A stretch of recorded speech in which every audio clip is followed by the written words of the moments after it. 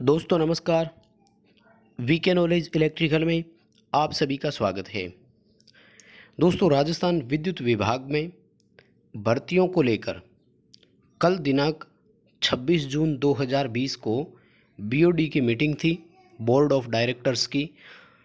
और उस बीओडी की मीटिंग से निष्कर्ष के तौर पर एक नोटिफिकेशन जारी हुआ है। वो नोटिफिकेशन आपने भी अच्छे से पढ़ा होगा। आज हम इस वीडियो में उस नोटिफिकेशन से संबंधित 10 बड़ी बातों पर बात करने वाले हैं।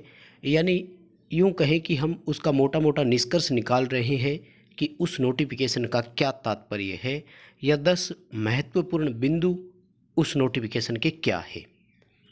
वीडियो को लास्ट तक ज़रूर देखिए। एक एक पॉइंट पर डिटेल से मैं बात करूंगा जो कि हम सब के लिए इम्पोर्टेंट है। भर्ती का इंतज़ार करने वाले सभी अभ्यर्थियों के लिए ये वीडियो बड़ा इम्पोर्टेंट रहने वाला है। तो यदि आप राजस्थान भर्ती का इंतज़ार कर रहे हैं तो इस वीडियो को लास्ट तक ज़रूर देखें। पॉइंट टू पॉइंट बात करेंगे, 10 बड़ी बातें हम इसमें क्लियर करने वाले हैं।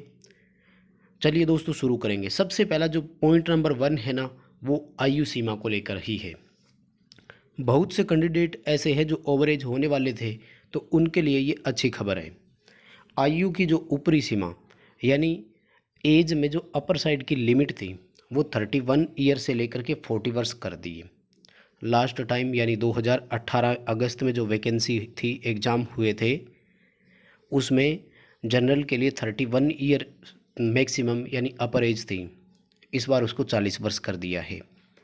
ये ध्यान रखें, ये अपर एज अनरिजर्व कैटेगरी के लिए होती है हमेशा। तो इसमें जो रिजर्व कैटेगरी होती है उनको अपनी अपनी कैटेगरी के अकॉर्डिंग जो छूट है वो भी मिलेगी, जो अपर एज छूट होती है।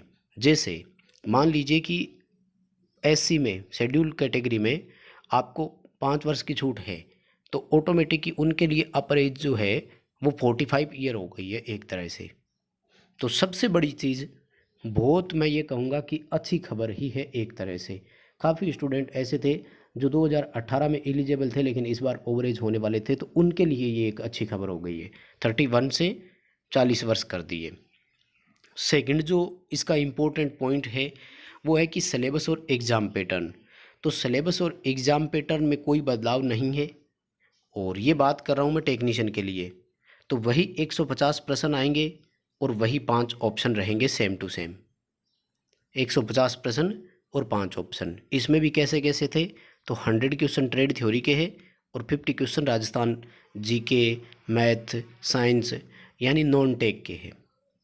100 क्वेश्चन आईटीआई लेवल का ट्रेड थ्योरी से संबंधित, और 50 क्वेश्चन जो है वो नॉन टेक से रिलेटेड है, उसमें कुछ भी हो सकता है। लास्ट टाइम इंटरनेशनल जीके के भी क्वेश्चन उसमें थे। तो आपको अपने हिसाब से प्रिपरेशन करनी होगी इन 50 क्वेश्चंस की। आप इनको कैसे पढ़ते हैं, ये जो 50 क्वेश्चन होंगे, प्रत्येक क्वेश्चन एक एक नंबर का होगा, जबकि 100 क्वेश्चन वाला जो ट्रेड थ्योरी का है ये 2-2 नंबर के होंगे। टाइम वही रहेगा, 2 घंटे का टाइम है, कोई चेंज नहीं है। 120 मिनट यानी 120 मिनट का ही समय रहेगा। तो इसमें कोई बदलाव नहीं हुआ है, घबराने की बात नहीं है। क्योंकि यही सबसे बड़ा डर लग रहा था कहीं की नेगेटिव मार्किंग ना हो जाए और 4 ऑप्शन ना कर दें। तीसरा सबसे बड़ा point, very very important point है। यदि आप ईडब्ल्यूएस से बिलोंग करते हैं तो ये खबर आपके लिए बड़ी इंपॉर्टेंट है दोस्तों। इसको अच्छे से समझ लीजिएगा कि इस बार जितनी भी भर्तियां होनी है उन सब में ईडब्ल्यूएस यानी इकोनॉमिक वीकर सेक्शन, जो सामान्य श्रेणी के अभ्यर्थी होते हैं, उनके लिए भी 10% सीटें रिजर्व कर दी है। 10% उनको भी आरक्षण होगा। जैसे मान लीजिए कि टेक्निकल हेल्पर की कुल 5000 सीट आती है। एग्जाम्पल के तौर पर बता रहे हैं, सीटें कितनी आएगी अभी संभावित सीटों का अभी कोई संभावना है नहीं, कोई संभावित सीटें है नहीं। लेकिन इस 5000 का 10% भी यदि आप करते हैं तो आपको लगभग इसका कितना मिलेगा, 500 सीटें। यानी 500 सीटें अनरिजर्व कैटेगरी में जो आर्थिक रूप से कमज़ोर अभ्यर्थी है उनको मिलेगा। इसके लिए आपको ईडब्ल्यूएस का सर्टिफिकेट बनवाना पड़ेगा, और ईडब्ल्यूएस का सर्टिफिकेट फाइनेंशियल ईयर के अकॉर्डिंग होता है, तो उसका आप ध्यान में रखें। और ज़रूर यदि अप्रैल में आपने अप्रैल के बाद बनवाया है तो ठीक है, नहीं तो आप उसके अकॉर्डिंग दूसरा भी बनवा सकते हैं। राजस्थान में इसके लिए कोई ज़्यादा बड़ी शर्तें हैं नहीं, मात्र 8 लाख रुपए एनुअल इनकम का रखा है। यदि इससे नीचे आपकी एनुअल इनकम है तो आप ईडब्ल्यूएस के लिए एलिजिबल हो। दोस्तों, यदि आप जनरल कैटेगरी से बिलोंग करते हैं तो आपके लिए बहुत बड़ा सुझाव और निवेदन है कि आप ईडब्ल्यूएस सर्टिफिकेट ज़रूर बनवाएं। इस रिजर्वेशन का आप ज़रूर बेनिफिट उठाएं।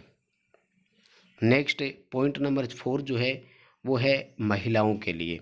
लेडीज़ के लिए 30% सीटें आरक्षित कर दी है। हालांकि ये तो पहले भी थी, 30% सीटें पहले भी थी और अब भी उतनी रखी है। लेकिन यदि महिला अभ्यर्थी उपलब्ध ही ना हो तो उसे नॉर्मल प्रोसेस से भरा जाएगा, यानी वो फिर अनरिजर्व कैटेगरी में मेल कैंडिडेट के थ्रू भरी जाएगी और उसमें फिर अनरिजर्व के जो रूल होते हैं वो सभी रूल होंगे। हालांकि इन 30% सीटों को भी इन्होंने आगे फर्दर डिवाइड भी किया हुआ है। इसमें 80% और 20% का कोटा भी रखा गया है, यानी इनमें भी 20% सीटें जो होगी, जैसे मान लीजिए 10 सीटें हैं तो फिर 2 सीटें जो है ये विडो महिलाओं के लिए होगी, यानी विधवा और तलाकशुदा महिलाएं जो होती है उनके लिए। तो फीमेल कैंडिडेट के लिए भी ये एक तरह से मैं कहूँगा कि अच्छी खबर है।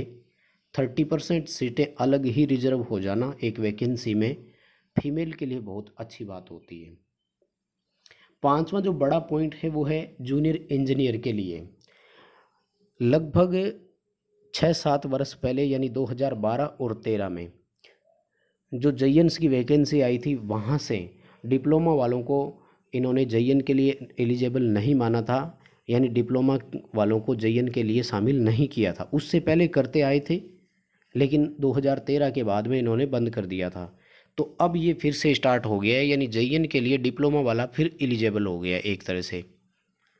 डिग्री और डिप्लोमा दोनों जयन के लिए फॉर्म के लिए अप्लाई कर सकते हैं, दोनों एक समान एलिजिबल है। हालांकि पहले डिप्लोमा वाले को जयन सेकंड लेते थे और डिग्री वाले को जयन फर्स्ट लेते थे। तो ये अब मेन एडवर्टीजमेंट में ही पता लगेगा कि डिप्लोमा वाले को इस बार क्या डिग्री के समान जयन फर्स्ट ही लिया जाएगा या पहले की तरह जयन सेकंड ही रखा जाएगा। फ़र्क होता है दोस्तों सेकंड और थर्ड में। जैसे टेक्नीशियन भी है ना, तो टेक्नीशियन थर्ड, सेकंड और फर्स्ट अलग अलग कैटेगरी है, तो इनकी पे स्केल में फ़र्क होता है, वेतन श्रृंखला में फ़र्क होता है। तो इसी तरह से ये थोड़ा सा हमें ध्यान रखना होगा कि डिप्लोमा वाले को जयन सेकंड लेते हैं कि जयन फर्स्ट डिग्री के समान ही रखेंगे। हाँ, इतनी अच्छी खबर है कि अलाउ कर दिया है आपको जयन के लिए, आप अप्लाई ज़रूर कर सकते हो। नेक्स्ट जो है वो नया पॉइंट, ये ज़्यादा इम्पोर्टेंट नियम हो गया, ये पहले नहीं था अभी किया है। हालांकि इसकी वैसे कोई मायने नहीं होते हैं इस नियम के। ये है कि रिटन एग्ज़ाम में कम से कम 40% मार्क्स लाना ज़रूरी होगा और जो रिजर्व कैटेगरी है उनको 5% की छूट, यानी 35% हो गया उनके लिए। यानी जो अनरिजर्व कैटेगरी में यदि आप फाइट करते हैं तो कम से कम 40% नंबर तो आपके आने ही चाहिए। तो ये कोई बड़ी चीज़ नहीं है, 40% लाने वाले स्टूडेंट बहुत होते हैं, इसलिए अनरिजर्व कैटेगरी में वहाँ वो फाइट हो ही जाएंगे। लेकिन रिजर्व कैटेगरी में सबसे बड़ी चीज़ ये है दोस्तों, राजस्थान विद्युत वितरण में 3 निगम है, जयपुर, जोधपुर और अजमेर। 2011 में वैकेंसी आई थी और इसके लिए ऑफलाइन पेपर हुआ, तो उस समय एससी की जो मेरिट थी वो जोधपुर डिस्कॉम में मात्र 17% थी। इनमें भी उस समय 10% आईटीआई और 10th के मार्क्स भी जुड़े थे, यानी लगभग आप ये समझ लीजिए कि 10 से 15 नंबर तो उनको आईटीआई और 10th के मार्क्स से ही मिल गया था। तो पेपर में यदि 2 से 5 नंबर भी किसी के आए थे तो वो भी एलिजिबल था। लेकिन इस बार ऐसा नहीं होने वाला है। यदि आप रिजर्व कैटेगरी से बिलोंग करते हैं तो आपको रिटन एग्ज़ाम में 35% मिनिमम लाना ही होगा। ये इस बार के लिए हुआ है। नेक्स्ट 7वीं बड़ी बात है कि सभी पद सीधी भर्ती से भरे जाएंगे। सीधी भर्ती का मतलब ये नहीं है कि डायरेक्ट होगा, मतलब सभी पदों के लिए ओपन मार्केट में वैकेंसी की जाएगी, रिटन एग्ज़ाम होगा, कंपटीशन फाइट करना है और सिलेक्शन होगा। इन पदों पर किसी अन्य पदों का प्रमोशन नहीं होगा। यानी ऐसा नहीं है कि कोई एलडीसी लगा हुआ था, कोई पियोन है, हेल्पर था तो उसको टेक्निकल हेल्पर बना दिया, या ऐसा है कि कोई टेक्नीशियन लगा हुआ था तो उसको जयन बना दिया, ऐसा नहीं होगा। जयन के लिए, टेक्निकल हेल्पर के लिए, दोनों के लिए डायरेक्ट भर्ती ही होगी, यानी क्वालिफिकेशन रखने वाले अभ्यर्थी इन पर सीधे सीधे भर्ती किए जाएंगे ओपन मार्केट से भर्ती होगी। 8वीं बड़ी बात है कि वर्ष में एक बार भर्ती की जाएगी या फिर सरकार के आदेश पर एक से अधिक बार भी भर्ती की जा सकती है। ये तो वो अथॉरिटी ही करेगा जो उनको करना है। पूरी कंप्लीट वैकेंसी के लिए एक अथॉरिटी, एक कमेटी बैठती है, वो ही करती है। तो ये तो ज़रूरी नहीं है कि एक बार वर्ष में भर्ती हो, 2 या 3 वर्ष में एक बार हो जाए तो भी बहुत अच्छी बात है। और अगला जो 9वां बड़ी बात पॉइंट है वो है कि इन पदों के लिए, यानी JN और टेक्निकल हेल्पर की बात कर रहा हूँ मैं, तो इनके लिए कोई इंटरव्यू नहीं होगा और रिटन एग्ज़ाम में कोई नेगेटिव मार्किंग नहीं होगी। तो ये दोनों भी अच्छी खबर है। कई बार रिटन एग्ज़ाम क्लियर हो जाता है लेकिन हमें इंटरव्यू यानी साक्षात्कार में रह जाते हैं, तो ये थोड़ी सी प्रॉब्लम वहाँ हो जाती थी। अब इस बार ये नहीं है। खैर, साक्षात्कार तो पहले भी नहीं था, टेक्निकल हेल्पर के लिए पहले से ही नहीं है, 2011 से ही नहीं है। ना ही नेगेटिव मार्किंग थी और ना ही इंटरव्यू था। तो सीधी भर्ती यही कहलाती है कि सिर्फ रिटन एग्ज़ाम दो आप, और उसमें यदि क्वालिफाई कर जाते हो तो आपका सिलेक्शन हो जाता है। इसी प्रोसेस का नाम सीधी भर्ती होता है। और नेक्स्ट 10वीं जो पॉइंट है वो है कि भर्तियों की गणना प्रतिवर्ष 1 अप्रैल को होगी। यानी 1 अप्रैल को हर वर्ष ये देखा जाएगा कि कितनी सीटें सैंक्शन हमने करी है, कितनी नई सीटों की हमें ज़रूरत है, कितनी भर्ती हम कर चुके हैं, वर्तमान में वर्किंग या एग्जाइटिंग एम्प्लॉयज़ कितने हैं, अभी वो काम कितने एम्प्लॉय कर रहे हैं। ये हर वर्ष 1 अप्रैल को ही होगा। तो बस दोस्तों, उस नोटिफिकेशन से संबंधित ये थी 10 बड़ी बातें। यदि वीडियो आपको पसंद आया है तो वीडियो को लाइक ज़रूर करें और अपने दोस्तों को भी आप फॉरवर्ड ज़रूर करें। अब रही बात ये दोस्तों वैकेंसी के लिए, तो वैकेंसी देखो श्योर तो कोई नहीं कहेगा कि कब आएगी, लेकिन ये है कि वैकेंसी आने के लिए तैयार खड़ी है दरवाजे पर और वो कभी भी आ सकती है। इसलिए आपसे एक बार फिर निवेदन रहेगा कि पूरे ज़ोर शोर से तैयारी शुरू कर दीजिए इस बार, क्योंकि हमें बहुत कुछ हासिल अगर करना है तो आज से ही हमें तैयारी शुरू करनी होगी। भर्ती का एडवर्टीज़मेंट आने के बाद यदि आप स्टडी स्टार्ट करते हैं तो आप कहीं ना कहीं उन स्टूडेंट से पीछे रह जाएंगे जिन्होंने आज से ही स्टडी प्रारंभ कर दी हो।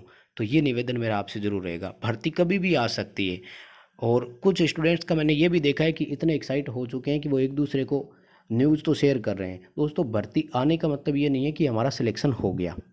हमें सिलेक्शन पाने के लिए मेहनत करनी ही होगी, क्योंकि कंपटीशन होगा, ये मान कर चलिए आप। और काफ़ी स्टूडेंट है, कंपटीशन भी टफ होने वाला है क्योंकि सीटें कम आएगी, स्टूडेंट ज़्यादा है। इसलिए मेहनत कीजिए। जितने उत्साह आप भर्ती को लेकर है उतना ही एक्साइटमेंट आप अपनी तैयारी को लेकर भी करिए। बहुत बहुत धन्यवाद।